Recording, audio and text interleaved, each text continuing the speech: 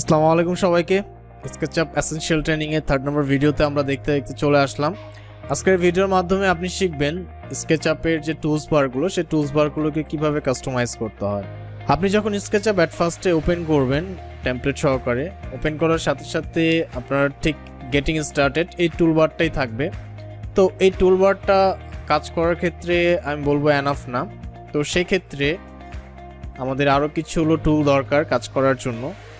তো সেই টুলগুলোকে আপনি নিয়ে আসতে পারবেন ভিউ টু মেনু থেকে টুলস বার, অ্যান্ড টুলস বার থেকে আপনি যদি কাজ করতে চান আমরা সাজেশন হলো লার্জ টুল সেট, এটার উপরে টিক দিয়ে ফেলবেন। কেননা এখানে আপনার ড্র টুল এবং আপনার হলো যে আদার্স যে মডিফাইড টুলসগুলো, দুইটা টুলসই রয়েছে। আর এটাকে আপনি ড্র্যাগ করে ওয়েদার বাম পাশে অথবা ডান পাশে দুই জায়গার যে কোনো এক জায়গাতে আপনি রাখতে পারেন।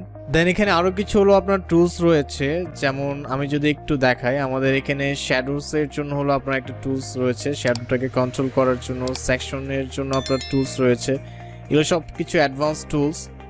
দেন আপনার কিছু স্ট্যান্ডার্ড টুল আছে, আপনি যদি কুইকলি অ্যাক্সেস করতে চান, সেভ করতে চান, কপি করতে চান, কাট করতে চান। অ্যান্ড মোস্ট ইম্পর্টেন্ট হলো ভিউজ।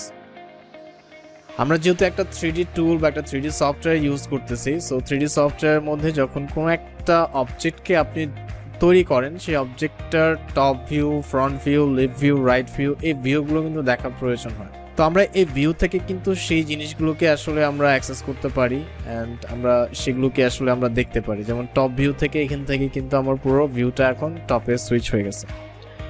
ওয়েল, এই জিনিসগুলো আসলে আস্তে আস্তে আমরা আপকামিং ভিডিওগুলোর মাধ্যমে জানবো। বাট একটু আপনি মনে রাখেন যে আপনি ঠিক এই জায়গা থেকে টুলস বার থেকে আপনার যা যা দরকারি টুলসগুলো, সেই টুলসগুলোকে নিয়ে আসতে পারবেন এবং আপনি কাজ করতে পারবেন।